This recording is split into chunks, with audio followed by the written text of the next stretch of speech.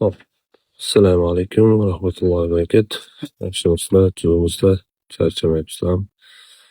Hop, bilasizlar, Instagramni kuzatayotgan hamma biladi, что $30,000 challenge boshlaganman.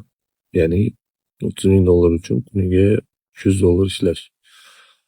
Va bir haftadan beri, ya'ni 8-dekabr 2025-yildan beri bu narsani borib kelyapmiz. Ya'ni istoriyalarga ham qo'yyapmiz, lekin reelslarni hali chiqarmadik.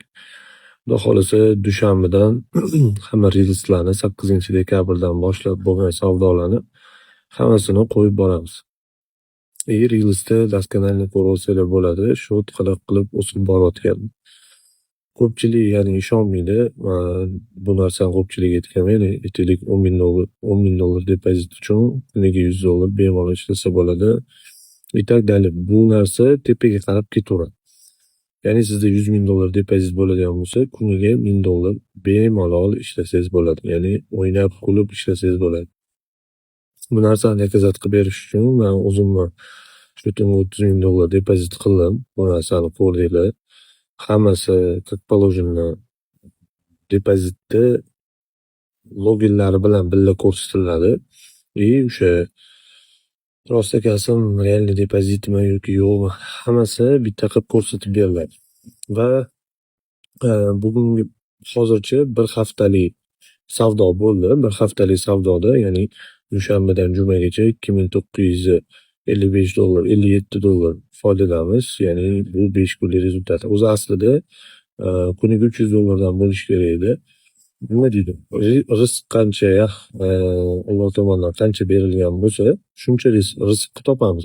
Shuning uchun depozitimiz o'zi kamroq bo'lishi kerak foydasi, lekin bizda ko'proq bo'ldi. Sababi payshanba, jumadagi savdolar bizda примерно $900 va $1,000 atrofidagi foydalarni olib kelgan. Ya'ni ochgan сделкamiz va ushlagan pozitsiyamizga qarab.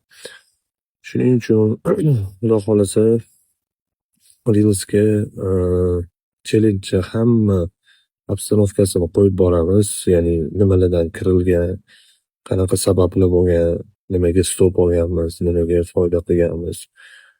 Bu hamma narsasi ko'rinadi. Ya'ni bu yerda faqat foyda oladigan treyder emasman, ya'ni zararim ham borligini ko'rsatib beraman.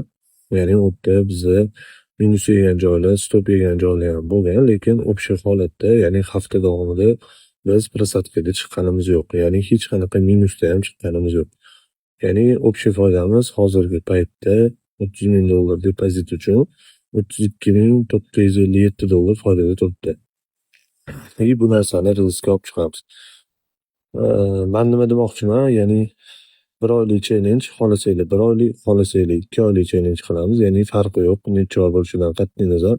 Kerak bo'lsa 1 yil ham bu narsani qila olaman. Ya'ni stabilniy bu narsani qilsa bo'ladi. Kimdir bu narsaga ishonadi, kimdir bu narsaga ishonmaydi.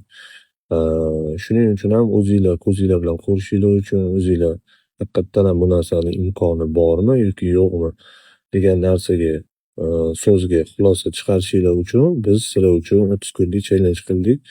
Va Xudo xolasa Cheftayn kanalimizda, ya'ni Cheftayn Instagramida qo'yamiz. Bu reelslar yangi akkauntimizda emas, eski akkauntimizda qo'yiladi. Sababi eski akkaunt qo'yishimiz sababi har bitta video kamida 9,5 minut, 10 minut, 12 minut atrofida bo'ladi. Shuning uchun ham eski akkauntimizga qo'yishga qaror qildik. Yangi akkauntlarimizda esa qisqa videolar, shunga o'xshash videolarni olib chiqamiz. Xo'p.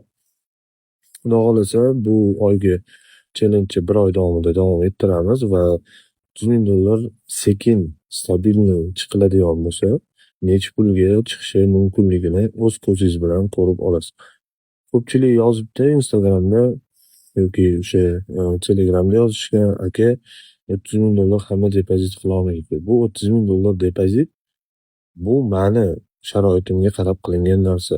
Sizlar bundan ham pastroq depozit qilsanglar bo'ladi. Ya'ni aytaylik, o'zingizga $1,000 depozit qilib turib, hop, $1,000 depozit uchun kuniga $10, $20 bemalol ishlasangiz bo'ladi. Xudo xolasa buni ham kerak bo'lsa challenge'ini qilib beraman. Agar kim xohlayotgan bo'lsa, ya'ni kichkina shotlarda ham stabilniy olib chiqsa bo'ladi. Ya'ni 1 yil ichida normalniy depozit qilsa bo'ladi. To'g'ri, $1000 tutib turib bitta mashina oladigan darajadagi depozit qila olmaysiz, lekin siz o'zingizni tizimga, o'zingizni intizomga, o'zingizni bir xil vaqtda va bir xil sistemada savdo qilishga o'rgatasiz. Ya'ni ko'pchilikni ko'ramiz, tradingda nima deydi, $500 tashlab, $1000 tashlab, tam $50,000, $100,000 qilishyapti. Bu nerealniy narsa. Xohlasanglar ishoninglar, xohlasanglar ishonmanglar. Kimdirlar ko'rib yuribdi, men ham mana shunaqa qilaman, men ham bunaqa qilaman.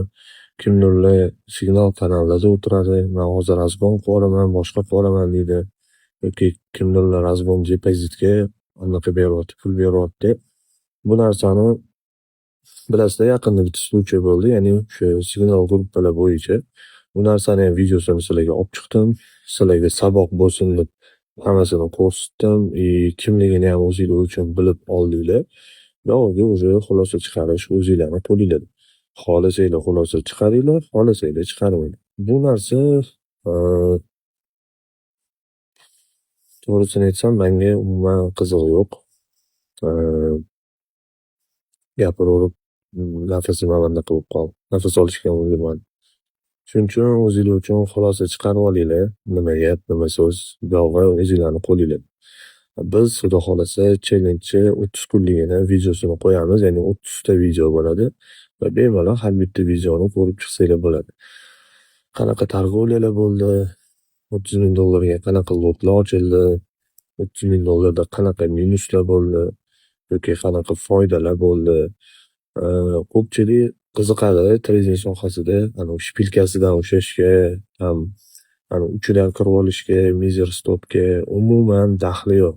Bitta narsani esingizdan chiqarmanglar, ya'ni mizer stop qilib kirasizmi, 1 punkt stop qilib kirasizmi, boshqa balo-battar qilasizmi, farqi yo'q umuman. Самое главное, stabilniy tradermisiz, qayerda kirishingizdan qat'iy nazar. Stabilniy счетingizga olib boryapsizmi, stabilniy foydangizni yechyapsizmi, bo'ldi. Eng главныйsi shu. Ya'ni kimgadir chiroyli ko'rinish uchun yoki kimgadir zo'r ko'rinish uchun bundoq keldi, shpilkadan bay ochib qo'ydingiz, o'sha joydan yurdi degan narsa hech kimga qiziq emas. Bu narsa menda o'zimda ham, lichno o'zimda ham juda ko'p bo'ladi. Mana shu challenge holatimizda ham xuddi shu narsa rosa ko'p bo'lgan. Ya'ni o'sha shpilkadan ushlagan joylari bo'lgan, shpilka emas, oddiy tanadan ushlagan joylarimiz bo'lgan yoki pozitsiyaga kirgan bo'lsa, ozgincha pastroq turib, keyin ketgan joylari bo'lgan. Lekin eng главныйsi nimada? Ya'ni har bitta ochilgan pozitsiyada o'zini tepasi, o'zini stop